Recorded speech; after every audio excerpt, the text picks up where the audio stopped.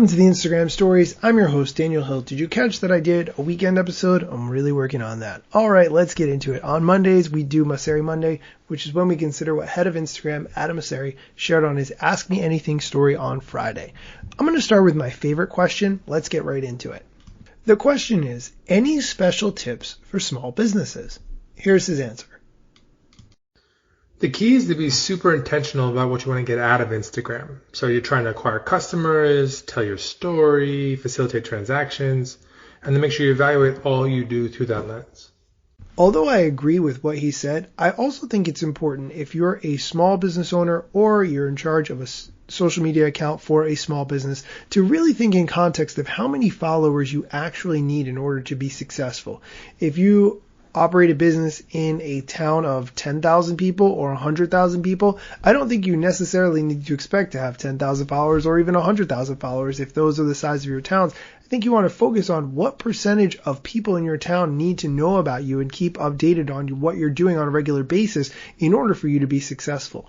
I don't want to go on this for too long. Let's go on to the next question. The next question, are you and the team any closer to monetizing IGTV or content for creators? This is so important because, let's face it, you can make way more money on YouTube than you can with IGTV. The IGTV monetization tool is still in beta, so only a limited number of creators get access to it, but we're still looking at a whole number of new monetization products we hope to launch over the next year or two, so expect more to come soon. I know that it takes a while to roll out tools on Instagram. You need to have a lot of testing that goes into things, but man, that is one feature I really want to see like yesterday. All right, let's get into the next question. Why aren't guides a bigger thing? I love them. I didn't put the I love them. That's part of the question. I'll say personally that I did make a couple of guides when they first came out. I actually really like them because it's a great way to aggregate either your own content or other people's content. However, at the time, you couldn't share them directly to feed or to stories. You couldn't have likes or comments on them. I see that changing. Some people in the past week have posted that they're able to share guides directly to feed and that they can get likes and comments on that. I don't have that ability yet. Anyway, here's the answer to why guides aren't a bigger thing. I don't know, but I love guides. For those of you who don't know guides, they allow you to curate a set of posts and share them. And you can do that by going to your profile and hit the plus at the top, so check it out.